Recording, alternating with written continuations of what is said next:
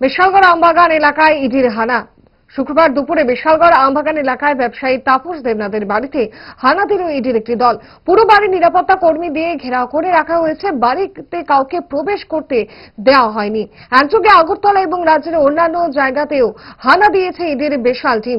রাজ্যে যে হারে মাদক পাচার এবং অনুপ্রবেশ ঘটছে শেষ খবরের সুলুক সন্ধান করতে এবং এর সঙ্গে যুক্ত কিংপিনদের ধরতেই ইডির বিশাল টিম রাজ্যে এসেছে।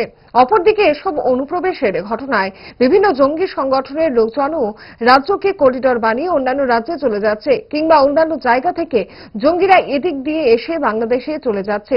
এমন ঘটনা আগেও বহু ক্ষেত্রে প্রমাণিত হয়েছে। কোন কোন জঙ্গি সদস্য আবার রাজ্যে আস্তানা গড়েও বসেছে। এখন দেখা যাক এই ইডির হানায় কি বেরিয়ে আসে। কোন রকমে নাকে মুখে গুজে সারাদিনের জন্য বেরিয়ে পড়া অম্বলের আর দোষ কি? তাই তারা 5 দশক ধরে গ্যাস, অম্বল ও পেটের সমস্যা একমাত্র সমাধান গ্যাস নয়।